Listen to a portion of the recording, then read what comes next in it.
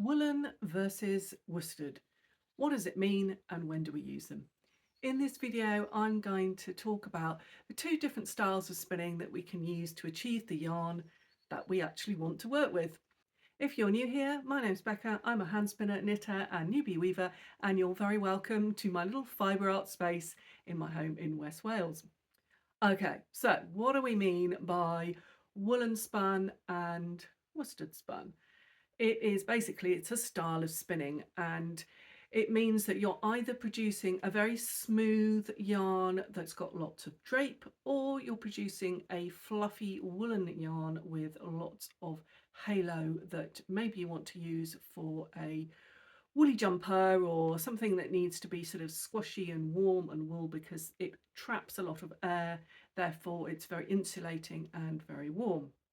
So if you've been here before, you know I've been playing around with little frame loom, sort of doing tapestry weaving, and good few weeks ago, even of months ago, I actually span up some singles to have a little play around with, and yes, I know, very wonky selvage edges.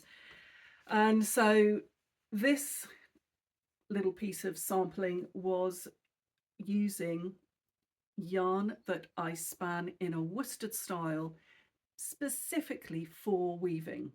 Now, this little test piece, and yeah, I've still got very wonky selvage edges.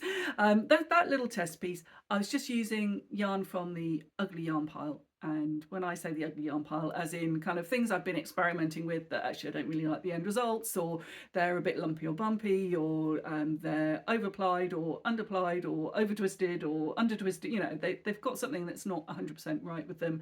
And so I thought, oh, I shall just use them to mess around with and see if I can work out how to actually make this selvage edge a straight line rather than a kind of wonky line, which is what it is at the moment. And it wasn't until I sort of got to about there that I really realised that the yarn I was using was just not that great for doing a tapestry weaving with. And the reason was it was spun with knitting in mind, and it was spun in a woolen style. And woolen yarns, okay, favourite saying, there are no fibre arts police, but sometimes you do need to be a little bit technical, just teeny bit, to get the yarn that you really want. And so I've sort of persevered with this, but I'm having all sorts of problems. I've got it's plied, and the ply is snapped in a couple of places where it's been going in and out of the warp strings or the warp threads, and so it really is not ideal for the purpose that I'm using it for. And that really did make me think about, okay, so I have to be a little more intentional with my spinning, and I need to spin woolen yarn in a woolen way, or yarn I want to use for knitting in a woolen way, and yarn that I want to use for weaving in a worsted way. And my default spin is a kind of semi-worsted, and you know, if I just want to spin to relax, that's what I do. Sort of short backward draw, and it's sort of supported, and it's kind of got a little bit of halo, but it's not that really smooth worsted yarn that maybe you want to use for socks if you're knitting, for lace weight work, or for lace work, or for cable, or for weaving. And the reason that it's good for those styles of knitting and weaving is because it's very smooth. You haven't got the sort of fluffy halo that's trapping all the air. So it's a much denser yarn. And so if you want stitch definition when you're knitting, so if you're doing cable or a lace pattern, or you're making socks that you want to be kind of quite firmly spun, then a worsted spin is going to be your best bet. And the way we do a worsted spin is a short forward draw.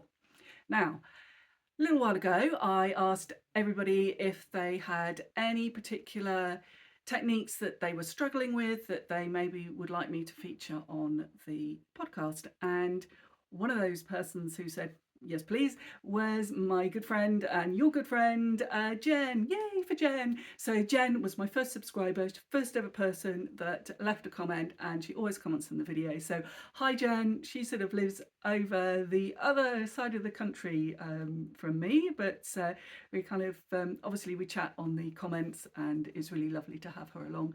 And yeah, so say hi to her in the comments, because she does always leave a comment. So Jen said that she was struggling with short forward draw, and kind of me being me, it's like kind of, okay, short forward draw. Don't spin it that often, but quite happy to have a go and show you the way I tackle it. So a little bit earlier today, I got the wheel out and had a go. So I will show you the results, and you can draw your own conclusions as to whether you think it was a good demonstration.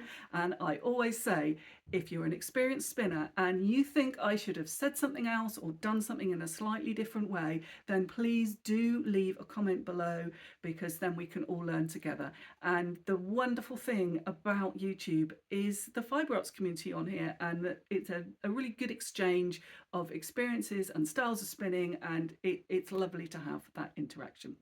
Okay, so without further ado, let's get the wheel out. This is Comb Top. I actually don't quite know what it is, because it was from a World of Wool special offer. What are they called? Tubs of Joy. There you go. So it's mystery fibre, but it is Comb Top. And if I'm spinning something, I don't really know what it is, the first thing I'm going to do is just pull out the staple and just see what the staple length is. Okay, so I want to, when I'm doing my short forward draw, I want to make sure that that is the maximum distance that I'm drawing, just halfway through, and then I should get a relatively consistent yarn, or as consistent as I ever get, really. And if you've been here for any length of time, you'll know that I'm not that bothered about how consistent my yarn is, but it's always just a good little guide. So there you go. And let's just see if we can get the tension set up right. Going to start on the big whirl, have the tension fairly low, and just see what happens. And I haven't split this down. I'm intentionally not splitting it down. What we're going to do is we're going to what they call inchworm along. So we're going to work along that edge. And if you think about a long draw is a very balletic movement of the shoulder, as your short draw is just this hand, and it's quite a short movement. But let's just get this spin going, and I'll sort out the tension, and then we'll have a look at what I'm doing.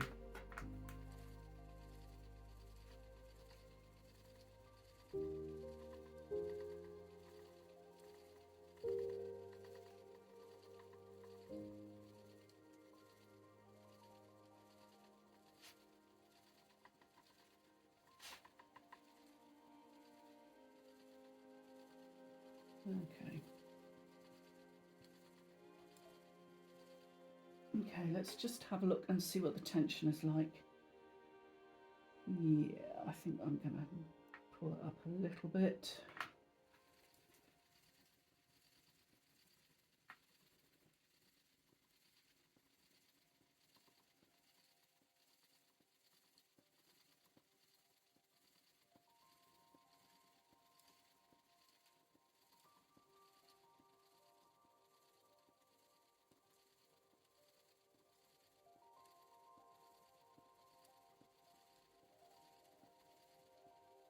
Just see how that looks. Up again.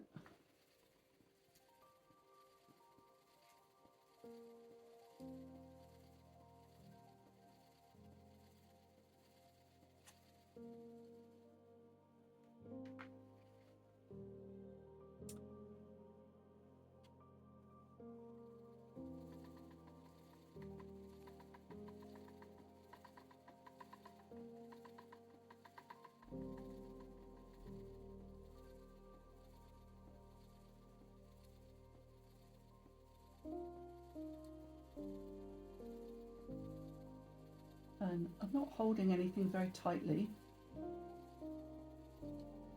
The wheel is still doing the work really, but I'm just making sure that I'm controlling the twist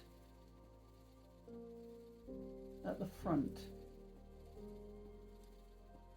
So it's quite short movements.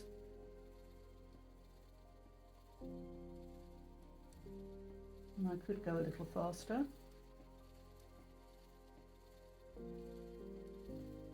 But, you know, that's not very relaxing, so just slow it down again.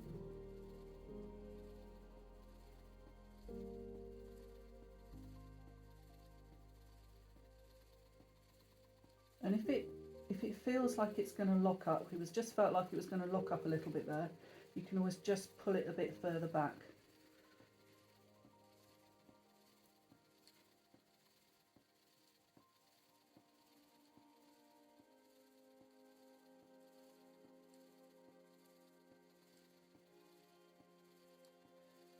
But really, it is a forward movement. So this is front hand forward movement.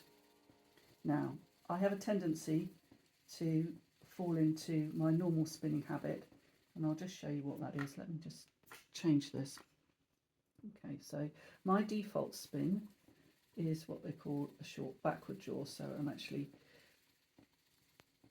pulling the fibres away with my backhand, and I'm pulling backwards. So that is my favoured way of spinning. And of course what I've done now is I've gone down the side. So let's join this because we're trying to go from the end.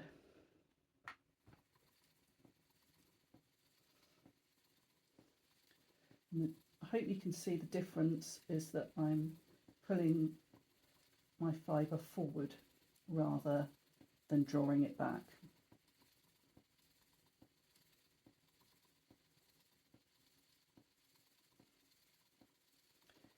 So this is not a spin I do an awful lot, because I'm quite a lazy spinner and I'm in the habit of just kind of spinning the way I spin. But I have been requested these, and I will do my best to show them. And I always say, if you think there's something that I should mention in these videos that I've not mentioned, then put it in the comments below. If you've got a way that works for you for doing short forward draw, just let everybody else know. I never profess to be the world's greatest spinning expert. I've been spinning a long time, but I'm not a very technical spinner. You see, I'm not bothering to measure my gauge or check my gauge, and I've just let a slug go through. So, you know, I don't kind of worry too much about perfection, and that's a personal thing. And obviously the way you spin is a very personal way of working. And, you know, I have my favourite saying, there are no fibre arts police. But if you want to do a worsted yarn, and there are lots of reasons why you might want to have a worsted yarn, a short forward draw, smoothing those fibres down is going to get the result you're after. And, you know, we all want to, oh, that went, see, that went a bit thin, and I've got, it looks like that might be a second cut. Oh. What is that? Yeah, that's a second cut in there. Right, so start again.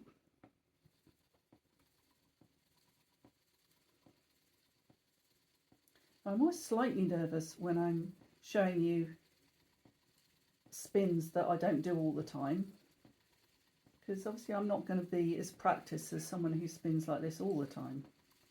So my hands want to work going backwards, but that's because that's my sort of muscle memory kicking in. So when I'm intentionally spinning, I actually have to concentrate on what I'm doing. And I'm letting this fibre supply get a bit bunched up, so let's just sort that out. Yeah, so you see what's happened is I'm going along the side. So if I split it down, actually that's going to make the spinning a lot easier. I don't really see the problem with splitting things down, and it makes for an easier spin. And really, I'd like to make my life as easy as possible. Don't know about you, I'm not particularly into making things hard. Gosh, I'm having to concentrate so hard. I'm desperate to pull the fibre back, and I should be pulling it forward. There you go. Right, pull it forward, Rebecca. Concentrate on what you're doing.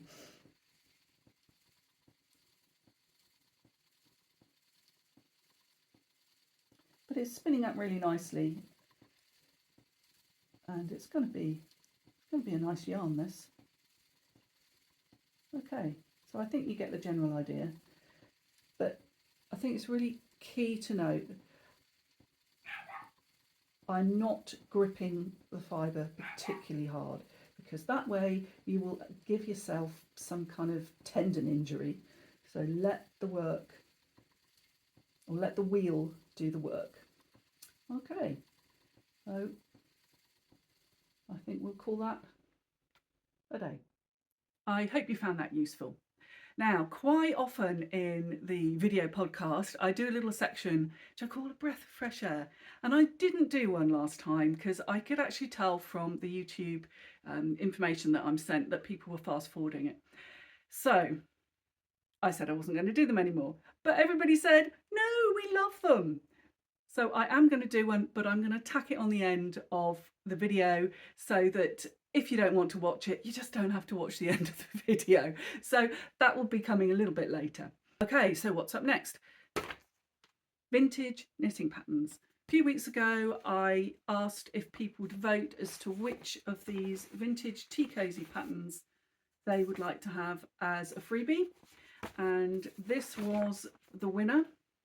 So as soon as I've kind of worked out the technology, then I will be sending this to everybody who is on my email newsletter. If you'd like to join the newsletter, then I will leave a link in the description below.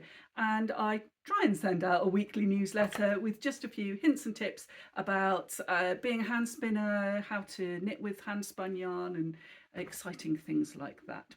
So that will be winging its way to you. I'd like to say next Wednesday, but I know how to scan them in and turn them into PDFs. I've been doing that for ages, but actually attaching it to the newsletter, yeah, I haven't quite worked out the technology, and I'm a little bit kind of challenged in that area. So we'll see. It will happen, but I'm not necessarily guaranteeing that it will happen with the next newsletter. But that was really good fun. I'm glad people voted, and I have got a pattern that I actually want to spin yarn for and knit up for myself, because my Tea Cosy is looking a little worn around the edges, shall we say, and it's actually too big for the teapot that I currently own. So that will be a project that's going to come up in the next few weeks. Next thing, I have a finished item to share with you, and back in between Christmas and New Year, I did a video where I showed how I made this knit felt bag, and I will link that up above here somewhere. I'm quite sure. I don't actually remember which side they link on. I think it's this one, but equally it might be that one. It will be up there somewhere. And I actually put the lining in it finally, and this is a satin lining. And this satin was gifted to me by my sister-in-law, and she was gifted it by a lady who makes bridesmaids dresses and ball gowns and various things, and it was offcuts, so it felt really good to actually use something that was an offcut, and so potentially going into landfill if it wasn't used. So it was great to use it, and although my sewing is a little bit rough and ready, because I have to say I really haven't done a lot of sewing in the last few years, it's fine, it works, and I'm really looking forward to using that. So my next thing is actually a find, and I am a bit of a charity shop queen, So if you're watching this in the States, charity shop would be like Goodwill or a thrift store. And yeah, this is a 1970s unused, completely unused needlepoint kit. So I spoke to the company who still exist, still make them, and this pattern was discontinued in the early 80s, and this one will be from the 70s. It was in their first ever catalogue, and it's amazing how these colours that were so trendy in the 1970s are so trendy again. Now, I am really wondering whether I'm going to sell this or not, because although I have done needlepoint, it is not really my bag, if I'm absolutely honest. And I might well put it in my shop, which the observant of you will know doesn't exist yet. But because I have over 500 subscribers and 3,000 watch hours on YouTube, I can link a shop to my channel. And I sort of thought, maybe I'm going to do that. And I can link a Shopify buy button. And maybe you know more about this than I do. And I did think, you know what? Although I bought it thinking I was going to do it, if I'm honest, I really am not. It's just going to sit in my stash of projects that I haven't actually finished. So, if you know anything about needlepoint and needlepoint kits and sort of how much I should ask for this, then can you just drop me a comment below, and that might well end up in my as yet not completed shop. But I think it's fab, and I mean, just look at it. Look at those colours. Anyway, so that was a really good find, and I was actually looking for, where's it gone? Oh, can't find it. I was actually looking for a mending mushroom. I've got a little one, and I was looking for a much bigger one, because you do see them in charity shops from time to time. But this had my name on it, sort of. And so, yeah, yeah, if you know anything about them, then if you don't mind, just let me know sort of what I should be charging for it. That would be great. Okay, so it's very twinkly, so that can go down there.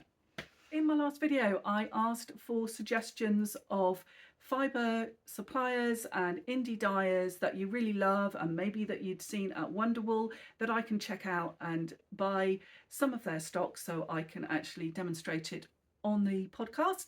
And I've got some great suggestions. If you've got any more, then please leave them below. And I am going to say, I'm going to leave it there, and enjoy your breath of fresh air, and I will see you next time.